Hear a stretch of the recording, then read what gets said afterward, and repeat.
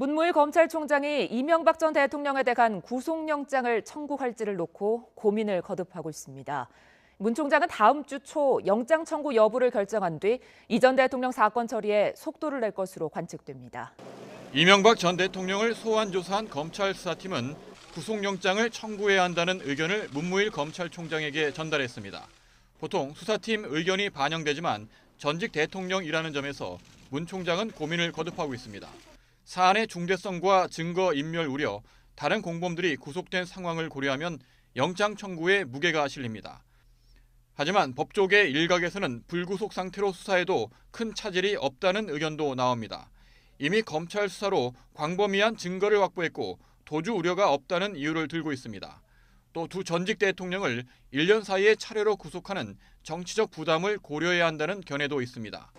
문 총장은 검찰 안팎의 의견을 두루 수렴해 조만간 결단을 내리기로 했습니다. 딱 인정한 게 하나 있는데 국정원 특활비 중에 10만 달러 수수 의혹과 관련해서 인정을 했어요. 지금 110억 뇌물 중에 딱 1억. 왜 여기 1억만 했을까? 전직 검사 출신이셔가지고 국민들이 너무 궁금해하고 있거든요. 왜 1억만 인정했을까?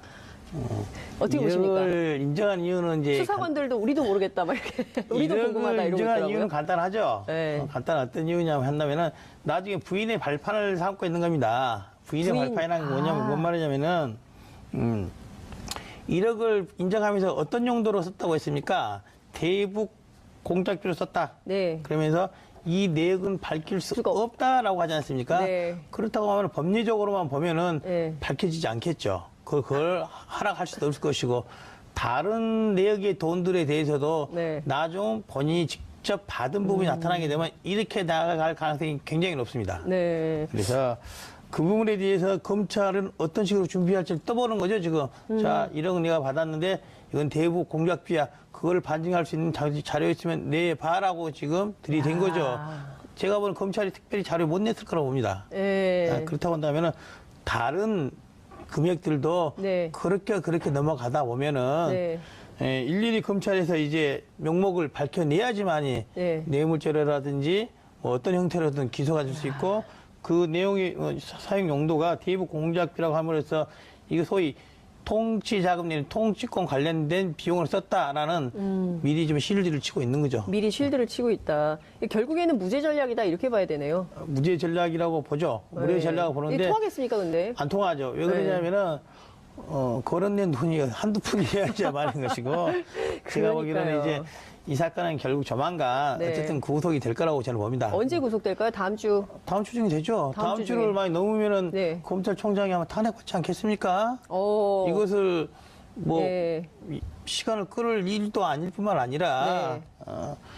이렇게 많은 범죄 혐의 뿐만 아니라 또 많은 사람이 이미 다 구속이 돼 있었어요. 네, 그렇죠. 근데 이걸 뭐 종범들이. 전직 대통령이라고 고려를 해서 네. 자고 고민할 만한 것도 아니고 약간의 뭐 시간적 여유는 검토를 해야 되겠지만은 네. 다음 주를 넘어간다 저는 있을 수 없는 일이라고 봅니다. MB 구속 다음 주 넘으면 문무일 총장 탄핵 해야 된다. 그렇다고 봅니다. 알겠습니다. 지금요 이게 지금 그 장수만세도 아니고 아들, 사위, 조카 뭐 그리고 형, 부인 이게 다 걸렸어요. 그래서 패밀리 게이트라는 얘기가 나옵니다. 그럼 그렇게 보입니다. 네, 특히 김윤옥 여사와 관련된 범죄 혐의가 특화되고 있어요. 사위가 건넸다는 거 아니겠습니까? 그러니까요. 이 집은 참 의리가 없는 것 같아요. 뭐 측근들만 의리가 없는 게 아니라 네. 뭐 가족들도 가족 간에도. 그런 게 아닌가. 네. 게다가 또 재밌는 게 네. 다스라는 회사를 둘러싸고 형은 너무 사이가 좋은 것 같아요. 그러니까요. 동생은 이 67억 회사는 빌리고. 제게 아니고 네, 형님 형 거다. 겁니다. 그리고 형도 뭐 동생 이거 제 자산 아니고 동생 네, 거인 같습니다. 그러니까요. 라고 한두 푼도 아니고 몇십을 두고 네, 그렇게 하더라고요. 그러니까요. 그래서 형님 먼저 아우 먼저. 예. 형제간의 우애는 좋구나 라고 생각하는데요. 네. 어쨌든 많은 부분들이 측근들 그리고 가족들의 입에서 나온 거 아니겠습니까? 네. 최근 자유한국당 그리고 MB 쪽에서 이 사건이 정치 보복이다. 네. 표적 수사 이런 말 하는데 네. 결정적인 증거를 내는 사람들은 가족들이고 측근들이었다. 네. 그리고 이 사건 이명박 전 대통령의 수사는 이명박 전 대통령을 먼저 수사하는 적이 없었어요. 원래 네. 박근혜 대통령에 대한 수사, 그렇죠. 특활비 수사에서 하다 보니까 나온 거죠. 자료가 나오고 그러다 보니까 그 자료가 어딨냐 보니까 영포 필딩 가보니 네. 또 임하면 또 자료가 네. 나오고 해외에서 나온 거기 때문에 누가 보더라도 표적 수사, 정치보복 이런 거는 허용될 수 없는 거죠. 그게 별명이 붙었어요. 양파 대통령. 계속 새로운 사실이 나오고 있기 제가 때문에 보기에는 뭐 그런데요. 지금 원래는 뭐 100억대 정도나 나왔는데 네. 결코 100억대로 끝날 일은 아니다. 100억대로 끝날 일이 아니다. 결국 이 문제를 해결하기 위해서는 예. 뇌물 100억이 아니라 네. 이명박 정부 전체 기관, 예. 서울시장 시기까지 포함해서 예. 불법적으로 만들어진 돈을 국가가 회수를 해야 되는 거, 환수를 해야 되는 겁니다. 네. 그래야지 정의가 바로 서는 것이지 단순히 뭐 감옥 갔다 왔다, 네. 감옥 갔다 오고 소위 돈은 굳는 이런 형태를 나가서는 안 된다. 아버님 용어가 상당히 그 시장 용어입니다. 감옥 갔다 오고 돈은 굳는 이런 건 안 된다 이런 말씀 주셨는데요. 끝으로 한 가지만 여쭙겠습니다. 그 문무일 총장이 지난번에 사개특위에 출석을 했습니다. 그 50년 만에 첫 검찰총장의 출석이다, 국회 출석이다 이런 언론의 분석이 있던데요. 이 자리에서 검경 수사권 조정에 대해서 강력하게 비토를 해서 일각에서는 그 청와대의 조국 민정수석과의 갈등설 이런 얘기도 나오는데요. 문무일 총장의 이런 태도, 전직 검사 어떻게 보십니까? 뭐 이제 전직 검사의 입장을 말하면 그런 거죠. 좀, 예, 저는 문무일 총장의 입장이 충분히 이해가 됩니다. 검찰의 입장에서 본다면은 네. 검찰 입장에서 본다면은 지금 현재 청와대가 추진하고 있는 네. 검찰 개혁의 일환으로서 검경 수사권 조정은 검찰의 기관의 성격을 아예 바꾸는 겁니다. 네. 어쨌든 많은 국민들이 검찰이 미운하거나 수사는 잘한다는 평가를 받지 않습니까? 그 정권에 따라서 막 다르잖아요. 어쨌든 예. 뭐 진작 이 사건도 아니, 2007년에 수사했으면 지금 하고 있는 수사조차도 네. 윤석열 중앙지검에서 하는 수사조차도 예. 검찰이 아니었으면 이렇게 잘할 수 있었을까라는 그런 의문이 있는 거죠. 어쨌든 간에 네. 기본적으로 검찰의 지금까지 수사기관으로서 성격, 그리고 네. 공소유지기관으로서 성격 등이 다 있었는데 그중에 반을 어떻게 반이 아니라 70, 80%를 날려버리는 거죠. 없애는 거죠. 그 기능, 수사권 자체를. 수사권. 그렇기 때문에 네. 검찰 구성원의 입장을 대변하는 검찰총장의 입장에서는 그것을 순순히 그대로 받아들이긴 어려울 것이다. 그거는 결국 검찰총장 차원에서 해결할 문제가 아니고 청와대라든지 국회 차원에서 네. 강제적으로 이런 강제적으로 해결이 될 수밖에 없는 것이지 검찰 스스로 내부 개혁으로서는 해결되기는 어려운 상황이다 저는 그렇게 봅니다. 21일 날 문재인 대통령은 개헌안을 발의하겠다. 왜냐하면 국회가 개헌특위 1년 동안 가동했는데 물론 이제 내부 논의는 많았지만 구체적으로 성과가 없기 때문에 이것은 대통령 주도로 또 국민들이 원하기 때문에 할 수밖에 없다. 물론 이제 국회 논의 상황에 따라서 꼭 21일은 아닐 수도 있다 이런 전망도 나오긴 합니다. 어떻게 보세요? 뭐 일단 현재 문재인 정부는 잘하고 있죠.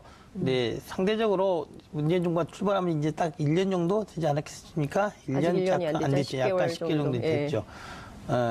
지금까지 지난달이죠. 지난달 이번 달에 있었던 남북 정상회담 합의라든지 네. 이 북미 간의 중재자 역할 네. 이런 부분에서 큰 성과를 내서 지금 그건 최근에 진짜 높이 평가할 만한 이슈 아닌가요? 그래서 그게 최근에 들어서 그런 걸 반영이 돼서 다시금 74%, 74% 올라갔고 네. 그 전에는 여러 가지 경제적인 문제 때문에 네. 또 60% 그래요, 맞아요. 어떤 건 59% 후반까지 빠져 있지 않습니까? 네. 그래서 지지율의 변동은 여러 가지 이슈에 따라서 좀 등락이 있을 수밖에 없을 것이다. 네. 그래서 이제 최근에 높은 지지율은 남북 화해 무드까지는 아니지만 남북 군사적 긴장 관계를 해결한 해소해냈다는 점에 있어서는 그거는 뭐 대통령이 크게 잘 이끌었다 그런 평가. 저희 야당인 저희들도 네. 굉장히 후하게 평가하고 있죠. 그렇죠. 이제 하지만 그와 달리 개헌의 문제에 있어서는 조금 다른 것 같아요. 다른 것 같아서 평상시 민주당이나 문재인 대통령이 좀 호의적인 평가를 해버렸던 저희 당과 정의당조차도 네. 이번에 개헌 관련한 특히 청와대발 개헌, 대통령의 개헌을 발의한 문제에 있어서는 개헌 안에 어떤 내용이 들어가냐과 별도로 네. 개헌이 총 국민의 전체 의사를 모은다는 그런 차원에서 국민 개헌 내지는 국회의원 국회 위주의 국회 네. 중심의 개헌이 이루어져야 되는데 네. 물론 여야 간에 서로 간에 책임이 있지만은 그걸 넘어서서 대통령 청와대의 발로 대통령이 발의한 국회 헌법의 개정 발의안이 된다고 한다면은 네. 그거는 여야 간에 분란이 솔직히 생길 수밖에 없다. 특히 그 발의의 시점이 지방선거 불과 얼마 전이고 또 네. 발의를 해놓고 결과적으로는 국회에서 3분의 2 합의가 되어야지만이 네. 통과가 될 수 있는 것인데 현재 언론지상이나 정부에 발표한 초안에 따르면은 네. 그 정도의 개헌안으로서는 어쨌든 자유한국당이 반대하는 내용들이 대거 포함되어 있어서 네. 그 짧은 시간 내에는 합의가 이르기 어렵다. 네. 결국에는 국회에 현재 논의 구조상 통과될 수 없는 개헌안을 던져놓고 또 네. 발의 형식으로 던져놓고 이것을 국회의 책임으로 떠넘기는 그런 모습으로 비춰질 우려는 크다. 네. 그렇게 봅니다. 특히 이제 이번 개헌안의 주요한 내용은 그러하지 않겠습니까? 제가 87년도에 대학을 왔으니까 네. 30년 87체라고 하지 그렇죠. 않습니까? 그래서 이제 개헌안에 대한 여러 가지 수요들이 많이 있었죠. 물론 네. 기본권에 대한 부분도 많이 바뀌거나 해야 되지만은 국민들이 지금까지 여러 대통령을 거쳐오면서 크게 문제 삼았던 것은 대통령 자체의 문제도 있었겠으나 그것을 그렇게 될 수밖에 없도록 방치할 수밖에 없었던 헌법 권력 구조 상의 문제가 가장 크다. 네. 그래서 역대 정권 어디에서나 예. 단골리로 나오는 게 예. 권력 구조 개편해야 된다. 그게 핵심은 제왕적 대통령제로 표현되고 있는 네. 대통령의 권한 집중 이걸 좀 분할하고 분산하자. 근데 저희는 이런 것이었죠. 대통령 중심주의 국가이기 때문에 대통령이 뭐 그렇게 높은 권한과 지위, 왜냐하면 행정 권력이 워낙 세게 편성이 돼 있으니까 물론 맞습니다. 이제 의회 자체, 그러니까 국회의원 자체는 엄청 세지만 의회가 할 수 있는 행정부를 견제할 수 있는 수단이 많지 않아서 이걸 좀 균등하게 바꿀 필요가 있다. 그런 그렇습니다. 차원에서 이제 분권형 개헌 얘기가 계속 나오는데요. 그렇습니다. 핵심은 역시 국회 추천 총리 이거 아니겠습니까? 이제 뭐 그게 이제 크게 대의를 내는 거죠. 예를 들어보면 예전에는 뭐 의원 내각제라고 논의가 되고 있는 건데 네. 결국 그게 국회 중심의 국정 내지는 네. 국회 중심의 행정 운영 이것이 일체가 되면은 의원 내각제라고 표시가 될 수 있는 것인데 이제 현재 대통령제 자체에 대한 국민들의 선호도라는 그걸 감안할 때 네. 바로 의원 내각제를 하자는 데에서 많은 국민이 동의하지 않고 있기 때문에 국회 불신이 크다는 거예요. 약간의 변형된 형태로 네. 의원 내각제 형태 운영해 보고 싶은 거예요. 그래서 국회 내부 국회의원들은 그렇죠. 아니, 예. 국회의원뿐만 아니라 많은 이제 여든 야든 많은 예. 정치권들이 예, 그렇다는 거죠. 정치인들이, 예. 그래서 뭐 현실적으로 대통령제 하에서도 네. 국무총리가 헌법상으로는 국무총리가 행정부를 통할해서 운영할 수 있게 돼 있지 않습니까? 네, 네, 네. 물론 대통령이 명을 받아 돼 있지만은 네. 그리고 그전 정부에서 여러 차례 뭐 책임 총리란 이런 말도 여러 차례 나왔잖아요. 네. 그런 것들은 결국 대통령이 아니라 국무총리를 행정의 중심에 놓자. 네. 즉 예전 기존의 헌법 내에 있는 대통령과 정부, 네. 총리와의 권한을 나누자는 거죠. 수직적 관계가 아니라 나누자는 내치와 거죠. 외치를 좀 구분해서 프랑스식 이원 집정부제 얘기가 그렇죠. 나오는 건데요. 근데 지금 수준에서 왜냐하면 그 국민들의 신뢰를 받는 국회라면 그것이 충분히 가능할 텐데 실제 그 조사를 해보면 국회의원들이 그렇게 하겠냐. 그러니까 제도보다는 사람의 문제를 지적하는 경우가 굉장히 많고 그리고 또 한 측면은 최근에 청와대 그 국민청원으로도 됐지만 뭐 그 청와대가 결정할 이슈도 아니지만 국회의원들한테 최저시급조라 막 이런 얘기도 나오지 않습니까? 그러니까 저는 국회가 갖고 있는 숙제도 있는 거 아니냐는 거죠. 물론 국회 불신을 어떻게 해소할 수 있냐는. 예, 이제 물론 그렇게 말씀해 국회가 불신 대상이 있죠. 국회의원들이 잘하고 있는 부분도 있지만 잘 못하고 있는 부분이 많이 있지 않습니까? 예를 들면은 프랑스 같은 경우만 하더라도 네. 프랑스라고 해서 국민들이 프랑스 국회의원들이 잘한다고만 하겠습니까? 그렇지는 않을 것. 국회의원들의 평가와 어떤 네. 제도를 채택하고 문제는 전혀 별개의 문제일 것이다. 네. 라고 봅니다. 그러니까 예컨대 지금 그 국회 추천 총리와 관련해서 자문위원회가 대통령에게 보고한 내용은 복수안이라는 거예요. 두 개 안이 이제 이제 국회 현행 총리 제도를 고수하는 방안이 하나 있고 또 하나는 이제 국회 추천 총리 운영 방안이 두 개가 있는데 이제 대통령이 어떤 개헌안을 낼지는 모르겠습니다만 국회에서는 좀 어떤 쪽으로 논의가 모아지고 있습니까? 국회에서는 이제 그런 논의가 나온 게 한 2, 3일 정도밖에 안 돼서 2, 3일. 각 당에서 네. 입장이 정해진 건 아니라 가장 먼저 말씀을 주신 분이 이제 정의당의 우리 심상정 네, 의원이 어제 말씀하셨죠. 기자회견했죠. 예. 저는 이제 원래는 국회 대통령제를 유지한다면서도 네. 국무총리를 국회 선출하자는 그런 네. 안이 있었죠. 국무총리 선출제. 예. 그와 약간 변형된 형태죠. 이제 어. 국회에서 직접 국무총리 선출하지 않고 추천을 해서 추천만을 하고 네. 대통령이 임명하는 사실상 추천하는 것을 대부분 그대로 받아들일 가능성이 크지 않겠습니까? 네. 그래서 이제 형식상으로는 네. 국회에서의 국무총리 예. 추천이나 추천제로서 실질적으로는 선출제와 비슷한 형태로 운영되자 이런 취지로 함의를 갖고 있는 것이죠. 결국 그것은 국회가 추천의 형식이 어떤 것이든 간에 뭐 관행을 통해서 추천을 통해서 선출하는 그런 광역을 한다면은 이것은 변형된 형태의 의원 내각제로 받아들여질 가능성이 높습니다. 그리고 추천하는 대상이 네. 추천하는 대상이 국회의원 중에서 한다면은 의원 내각제적 요소가 더 큰 거죠. 예를 들면 그렇죠. 추천을 꼭 국회의원이 아닌 다른 다른 사람. 사람들 일반 사람 중에서도 할 수 있다고 한다면요 조금 다른 형태의 네. 것이지만은 약간 그런 차이점이 있습니다. 근데 결국에는 이제 어떤 형식이든지 간에 국회에서 국무총리를 선출인지 추천한다는 그 전제는 네. 국무총리가 이전의 국무총리 소위 의전 총리, 대독 총리가 아니라 네. 책임 총리로서 대통령이 임명장은 주나 네. 임명장은 주나 실질적으로 국회가 관여해서 만들어진 사람이다. 그런 국무총리라고 한다면은 네. 대통령의 권한 행사에 대해서 절대적으로 무조건 있으만 하지는 않는다.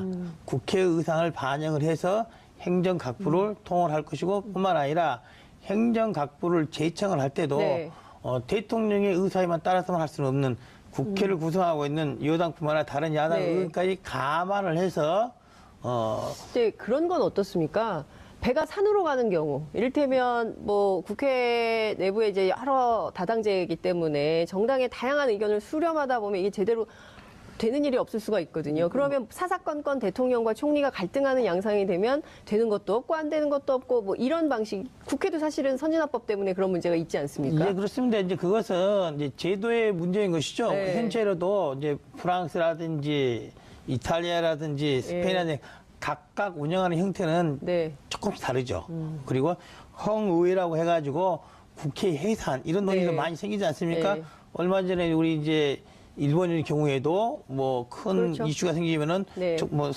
정부를 해산하고 예, 다시 다시 또 구성하는 예, 예. 그런 것들이 좀 일견 복잡해 보이기는 하나 다른 나라에서도 능히 예상돼서 많이 진행되고 있는 과정이기 때문에 알겠습니다. 우리나라라고 해서 그렇게 크게 걱정할 필요는 없다 이렇게 봅니다. 알겠습니다. 어쨌든 의원 내각제적 요소를 원하긴 하지만 국민들이 내각제에 대해서 워낙 반대하고 있어서 그건 좀 저희가 좀 봐야 될 것 같고요. 시간이 저도 많지 않아서. 그 부분에 네. 대해서는 그렇죠. 국민들은 이제 그거죠. 예, 국회의원들이 하는 게 국회의원 소환제 반대하지 않죠. 국민 소환제. 네. 예, 국회의원을 그거 해야 되는 거 뽑아놓고 아닙니까? 저는 그 찬성합니다. 국민 소환제. 국민 소환제 국민들에게 예. 대신 이제 국회를 정부를 의원 내각제 요소로 운영하되 하려고 네. 한다면은 국민들이 잘못된 국회의원 과반이 뽑아낼 수 있는 소환해서 그 자리를 면할 수 있게끔 하는 그런 제도를 동시에 도입을 하자. 그러면 국민들이 그래서 이제 최근에 높은 지지율은 남북 화해 무드까지는 아니지만 남북 군사적 긴장 관계를 해결한 그렇죠. 해소해냈다는 점에 있어서는 그거는 뭐 대통령이 크게 잘 이끌었다 그런 평가. 저희 야당인 저희들도 네. 굉장히 후하게 평가하고 있죠. 그렇죠. 이제 하지만 그와 달리 개헌의 문제에 있어서는 조금 다른 것 같아요. 다른 것 같아서 평상시 민주당이나 문재인 대통령이 좀 호의적인 평가를 해버렸던 저희 당과 정의당조차도 네. 이번에 개헌 관련한 특히 청와대발 개헌, 대통령의 개헌을 발의한 문제에 있어서는 개헌 안에 어떤 내용이 들어가냐과 별도로 네. 개헌이 총 국민의 전체 의사를 모은다는 그런 차원에서 국민 개헌 내지는 국회의원 국회 위주의 국회 네. 중심의 개헌이 이루어져야 되는데 네. 물론 여야 간에 서로 간에 책임이 있지만은 그걸 넘어서서 대통령 청와대의 발로 대통령이 발의한 국회 헌법의 개정 발의안이 된다고 한다면은 네. 그거는 여야 간에 분란이 솔직히 생길 수밖에 없다. 특히 그 발의의 시점이 지방선거 불과 얼마 전이고 또 네. 발의를 해놓고 결과적으로는 국회에서 3분의 2 합의가 되어야지만이 네. 통과가 될 수 있는 것인데 현재 언론지상이나 정부의 발표한 초안에 따르면은 네. 그 정도의 개헌안으로서는 어쨌든 자유한국당이 반대하는 내용들이 대거 포함되어 있어서 네. 그 짧은 시간 내에는 합의가 이르기 어렵다. 네. 결국에는 국회에 현재 논의 구조상 통과될 수 없는 개헌안을 던져놓고 또 네. 발의 형식으로 던져놓고 이것을 국회의 책임으로 떠넘기는 그런 모습으로 비춰질 우려는 크다. 네. 그렇게 봅니다. 특히 이제 이번 개헌안의 주요한 내용은 그러 아니겠습니까?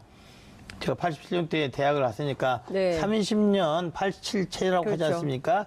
그래서 이제 개헌안에 대한 여러 가지 수요들이 많이 있었죠. 물론 네. 기본권에 대한 부분도 많이 바뀌거나 해야 되지만은 국민들이 지금까지 여러 대통령을 거쳐오면서 크게 문제 삼았던 것은 대통령 자체의 문제도 있었겠으나 그것을 그렇게 될 수밖에 없도록 방치할 수밖에 없었던 헌법 권력 구조상의 문제가 가장 크다. 네. 그래서 역대 정권 어디에서나 예. 단권리로 나오는 게 예. 권력 구조 개편해야 된다. 그게 핵심은 제왕적 대통령제로 표현되고 있는 네. 대통령의 권한 집중 이걸 좀 분할하고 분산하자. 근데 저희는 이런 것이었죠. 대통령 중심주의 국가이기 때문에 대통령이 뭐 그렇게 높은 권한과 지위, 왜냐하면 행정 권력이 워낙 세게 편성이 돼 있으니까 물론 이제 의회 자체, 그러니까 국회의원 자체는 엄청 세지만 의회가 할 수 있는 행정부를 견제할 수 있는 수단이 많지 않아서 이걸 좀 균등하게 바꿀 필요가 있다. 그런 차원. 문무일 검찰총장이 이명박 전 대통령에 대한 구속영장을 청구할지를 놓고 고민을 거듭하고 있습니다. 문 총장은 다음 주 초 영장 청구 여부를 결정한 뒤 이 전 대통령 사건 처리에 속도를 낼 것으로 관측됩니다. 이명박 전 대통령을 소환 조사한 검찰 수사팀은 구속영장을 청구해야 한다는 의견을 문무일 검찰총장에게 전달했습니다. 보통 수사팀 의견이 반영되지만 전직 대통령이라는 점에서 문 총장은 고민을 거듭하고 있습니다. 사안의 중대성과 증거 인멸 우려, 다른 공범들이 구속된 상황을 고려하면 영장 청구에 무게가 실립니다. 하지만 법조계 일각에서는 불구속 상태로 수사해도 큰 차질이 없다는 의견도 나옵니다. 이미 검찰 수사로 광범위한 증거를 확보했고 도주 우려가 없다는 이유를 들고 있습니다. 또 두 전직 대통령을 1년 사이에 차례로 구속하는 정치적 부담을 고려해야 한다는 견해도 있습니다. 문 총장은 검찰 안팎의 의견을 두루 수렴해 조만간 결단을 내리기로 했습니다. 딱 인정한 게 하나 있는데 국정원 특활비 중에 10만 달러 수수 의혹과 관련해서 인정을 했어요. 지금 110억 뇌물 중에 딱 1억. 왜 여기 1억만 했을까? 전직 검사 출신이셔가지고 국민들이 너무 궁금해하고 있거든요. 왜 1억만 인정했을까? 어떻게 보십니까? 이걸 인정한 이유는 이제 수사관들도 우리도 모르겠다 막 이렇게 우리도 궁금하다 이러고 인정한 있더라고요. 이유는 간단하죠. 네. 간단한 어떤 이유냐면 한다면은 나중에 부인의 발판을 삼고 있는 겁니다. 부인의 부인? 발판이라는 게 뭐냐면 뭔 말이냐면은 1억을 인정하면서 어떤 용도로 썼다고 했습니까? 대북 공작비로 썼다. 네. 그러면서 이 내역은 밝힐 수 없다라고 하지 않습니까? 네. 그렇다고 하면 법리적으로만 보면은 네. 밝혀지지 않겠죠. 그걸 허락할 수도 없을 것이고 다른 내역의 돈들에 대해서도 네. 나중 본인이 직접 받은 부분이 나타나게 되면 이렇게 나아갈 가능성이 굉장히 높습니다. 네. 그래서 그 부분에 대해서 검찰은 어떤 식으로 준비할지 떠보는 거죠, 지금. 자, 1억 내가 받았는데 이건 대북 공작비야. 그걸 반증할 수 있는 자료 있으면 내봐라고 지금 들이댄 거죠. 제가 보는 검찰이 특별히 자료 못 냈을 거라고 봅니다. 네. 그렇다고 한다면은 다른 금액들도 네. 그렇게 넘어가다 보면은 네. 일일이 검찰에서 이제 명목을 밝혀내야지만이 네. 뇌물죄라든지 뭐 어떤 형태로든 기소가 될 수 있고 그 내용의 사용 용도가 대북 공작비라고 함으로써 이거 소위 통치자금 내는 통치권 관련된 비용을 썼다라는 미리 좀 실드를 치고 있는 거죠. 미리 실드를 치고 있다. 결국에는 무죄 전략이다 이렇게 봐야 되네요. 무죄 전략이라고 보죠. 무죄 전략을 보는데 이게 통하겠습니까, 근데? 안 통하죠. 왜 그러냐면은 거론된 돈이 한두 푼이어야지 많은 것이고 제가 보기로는 이제 이 사건 나오고 돈은 굳는 이런 건 안 된다 이런 말씀 주셨는데요. 끝으로 한 가지만 여쭙겠습니다. 그 문무일 총장이 지난번에 사개특위에 출석을 했습니다. 그 50년 만에 첫 검찰총장의 출석이다, 국회 출석이다 이런 언론의 분석이 있던데요. 이 자리에서 검경 수사권 조정에 대해서 강력하게 비토를 해서 일각에서는 그 청와대의 조국 민정수석과의 갈등설 이런 얘기도 나오는데요. 문무일 총장의 이런 태도, 전직 검사 어떻게 보십니까? 뭐 이제 전직 검사의 입장을 말하면 그런 거죠. 예, 저는 문무일 총장 입장이 충분히 이해가 됩니다. 검찰의 입장에서 본다면은 네. 검찰 입장에서 본다면은 지금 현재 청와대가 추진하고 있는 네. 검찰 개혁의 일환으로서 검경 수사권 조정은 검찰의 기관의 성격을 아예 바꾸는 겁니다. 어쨌든 많은 국민들이 검찰이 미운하거나 수사는 잘한다는 평가를 받지 않습니까? 그게 정권에 따라서 막 다르잖아요. 어쨌든 예. 진작 이 사건도 2007년에 수사했으면 지금 하고 있는 수사조차도 네. 윤석열 중앙지검에서 하는 수사조차도 예. 검찰이 아니었으면 이렇게 잘할 수 있었을까라는 그런 의문이 있는 거죠. 어쨌든 간에 네. 기본적으로 검찰의 지금까지 수사기관으로서 성격, 그리고 네. 공소유지기관으로 성격 등이 다 있었는데 그중에 반을 어떻게 반이 아니라 70, 80%를 날려버리는 거죠. 없애는 거죠. 그 기능, 수사권 자체를. 수사권. 그렇기 때문에 네. 검찰 구성원의 입장을 대변하는 검찰총장의 입장에서는 그것을 순순히 그대로 받아들이긴 어려울 것이다. 그거는 결국 검찰총장 차원의 해결할 문제가 아니고 청와대라든지 국회 차원에서 네. 강제적으로는 강제적으로 해결이 될 수밖에 없는 것이지 검찰 스스로 내부 개혁으로서는 해결되기는 어려운 상황이다 저는 그렇게 봅니다. 21일 날 문재인 대통령은 개헌안을 발의하겠다. 왜냐하면 국회가 개헌특위 1년 동안 가동했는데 물론 이제 내부 논의는 많았지만 구체적으로 성과가 없기 때문에 이것은 대통령 주도로 또 국민들이 원하기 때문에 할 수밖에 없다. 물론 이제 국회 논의 상황에 따라서 꼭 21일은 아닐 수도 있다 이런 전망도 나오긴 합니다. 어떻게 보세요? 뭐 일단 현재 문재인 정부는 잘하고 있죠. 근데 상대적으로 문재인 정부가 출발하면 이제 딱 1년 정도 되지 않았겠습니까? 1년이 안 됐죠. 약간 10개월 정도 됐죠. 지금까지 지난달이죠. 지난달 이번 달에 있었던 남북 정상회담 합의라든지 네. 북미 간의 중재자 역할 네. 이런 부분에 큰 성과를 내서 지금 그건 최근에 진짜 높이 평가할 만한 이슈 아닌가요? 그래서 그게 최근에 들어서 그런 걸 반영이 돼서 다시금 74%, 74% 올라갔고 네. 그 전에는 여러 가지 경제적인 문제 때문에 네. 또 60% 그래요, 맞아요. 어떤 건 59% 후반까지 빠져 있지 않습니까? 네. 그래서 지지율의 변동은 여러 가지 이슈에 따라서 좀 등락이 있을 수밖에 없을 것이다. 네. 그래서 이제 분권형 개헌 얘기가 계속 나오는데요. 그렇습니다. 핵심은 역시 국회 추천 총리 이거 아니겠습니까? 이제 뭐 그게 이제 크게 대비를 내는 거죠. 예를 들어보면 예전에는 뭐 의원 내각제라고 논의가 되고 있는 건데 네. 결국 그게 국회 중심의 국정 내지는 네. 국회 중심의 행정 운영 이것이 일체가 되면은 의원 내각제라고 표시가 될 수 있는 것인데 이제 현재 대통령제 자체에 대한 국민들의 선호도라는 그런 걸 감안할 때 네. 바로 의원 내각제를 하자는 데에서 많은 국민이 동의하지 않고 있기 때문에 국회 불신이 크다는 거예요. 약간의 변형된 형태로 네. 의원 내각제 형태 운영해 보고 싶은 거예요. 그래서 국회 내부 국회의원들은 그렇죠. 아니, 예. 국회의원뿐만 아니라 많은 이제 여든 야든 많은 예. 정치권들이 예, 그렇다는 거죠. 정치인들이, 예. 그래서 뭐 현실적으로 대통령제 하에서도 네. 국무총리가 헌법상으로는 국무총리가 행정부를 통할해서 운영할 수 있게 돼 있지 않습니까? 네, 네, 네. 물론 대통령이 명을 받아 돼 있지만은 네. 그리고 그전 정부에서 여러 차례 뭐 책임 총리란 이런 말도 여러 차례 나왔잖아요. 네. 그런 것들은 결국 대통령이 아니라 국무총리를 행정의 중심에 놓자. 네. 즉 예전 기존의 헌법리에 있는 대통령과 정부, 네. 뭐 총리와의 권한을 나누자는 거죠. 수직적 관계가 아니라 나누자는 내치와 거죠. 외치를 좀 구분해서 프랑스식 이원집정부제 얘기가 그렇죠. 나오는 건데요. 근데 지금 수준에서 왜냐하면 그 국민들의 신뢰를 받는 국회라면 그것이 충분히 가능할 텐데 실제 그 조사를 해보면 국회의원들이 그렇게 하겠냐. 그러니까 제도보다는 사람의 문제를 지적하는 경우가 굉장히 많고 그리고 또 한 측면은 최근에 청와대 그 국민청원으로도 됐지만 뭐 그 청와대가 결정할 이슈도 아니지만 국회의원들한테 최저시급조라 막 이런 얘기도 나오지 않습니까? 그러니까 저는 국회가 갖고 있는 숙제도 있는 거 아니냐는 거죠. 물론 국회 불신을 어떻게 해소할 수 있냐는. 예, 이제 물론 그렇게 말씀해 국회가 불신 대상이 있죠. 국회의원들이 잘하고 있는 부분도 있지만 잘 못하고 있는 부분이 많이 있지 않습니까? 예를 들면은 프랑스 같은 경우만 하더라도 네. 프랑스라고 해서 국민들이 프랑스 국회의원들이 잘한다고만 하겠습니까? 그렇지는 않을 것.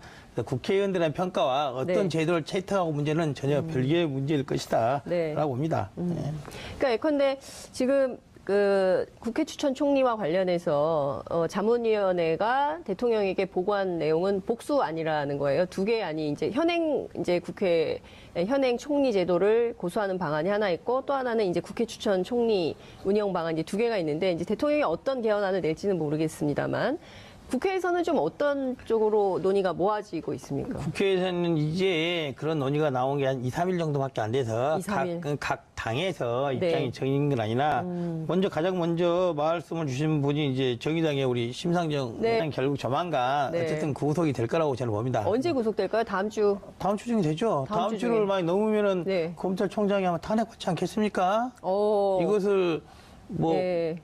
시간을 끌을 일도 아닐 뿐만 아니라 네. 이렇게 많은 범죄 혐의 뿐만 아니라 또 많은 사람이 이미 다 구속이 돼 있었어요. 네, 그렇죠. 근데 이걸 뭐 종범들이. 전직 대통령이라고 고려를 해서 네. 자고 고민할 만한 것도 아니고 약간의 뭐 시간적 여유는 검토를 해야 되겠지만은 네. 다음 주를 넘어간다 저는 있을 수 없는 일이라고 봅니다. MB 구속 다음 주 넘으면 문무일 총장 탄핵 해야 된다. 그렇다고 봅니다. 알겠습니다. 지금요, 이게 지금 그 장수만세도 아니고 아들, 사위, 조카, 뭐 그리고 형, 부인 이게 다 걸렸어요. 그래서 패밀리 게이트라는 얘기가 나옵니다. 뭐 그렇게 보입니다. 예, 특히 김윤옥 여사와 관련된 범죄 혐의가 특화되고 있어요. 사위가 건넸다는 거 아니겠습니까? 그러니까요. 이 집은 참 의리가 없는 것 같아요. 뭐 측근들만 의리가 없는 게 아니라 예. 뭐 가족들도 가족 간에도. 그런 게 아닌가. 예. 게다가 또 재밌는 게 예. 다스라는 회사를 둘러싸고 형은 너무 사이가 좋은 것 같아요. 그러니까요. 동생은 이 67억 회사는 빌리고. 제게 아니고 네, 형님 형 거다. 겁니다. 그리고 형도 뭐 동생 이거 제 자산 아니고 동생 거인 예, 같습니다라고 한두 푼도 아니고 몇십을 두고 예, 그렇게 하더라고요. 그러니까요. 그래서 형님 먼저, 아우 먼저. 예. 형제간의 우애는 좋구나라고 생각하는데요. 네. 어쨌든 많은 부분들이 측근들 그리고 가족들의 입에서 나온 거 아니겠습니까? 네. 최근 자유한국당 그리고 MB 쪽에서 이 사건이 정치 보복이다. 네. 표적 수사 이런 말 하는데 네. 결정적인 증거를 내는 사람들은 가족들이고 측근들이었다. 네. 그리고 이 사건 이명박 전 대통령의 수사는 이명박 전 대통령을 먼저 수사하는 적이 없었어요. 원래 네. 박근혜 대통령에 대한 수사, 그렇죠. 특활비 수사에서 하다 보니까 나온 거죠. 자료가 나오고 그러다 보니까 그 자료가 어딨냐 보니까 영포 필딩 가보니 네, 또 또 자료가 이만 또 자료가 네. 나오고 해에서 나온 거기 때문에 누가 보더라도 표적 수사, 정치 보복 이런 건 허용될 수 없는 거죠. 그게 별명이 붙었어요. 양파 대통령. 계속 새로운 사실이 나오고 제가 있기 때문에 보기에는 뭐 그런데요. 지금 원래는 뭐 100억대 정도나 나왔는데 네. 결코 100억대로 끝날 일은 아니다. 100억대로 끝날 일이 아니다. 결국 이 문제를 해결하기 위해서는 예. 뇌물 100억이 아니라 네. 이명박 정부 전체 기관, 예. 서울시장 시기까지 포함해서 예. 불법적으로 만들어진 돈을 국가가 회수를 해야 되는 거, 환수를 해야 되는 겁니다. 네. 그래야지 정의가 바로 서는 것이지 단순히 뭐 감옥 갔다 왔다, 네. 감옥 갔다 오고 소위 돈은 굳는 이런 형태를 나가서는 안 된다. 아버님 용어가 상당히 그 시장 용어입니다. 감옥 갔다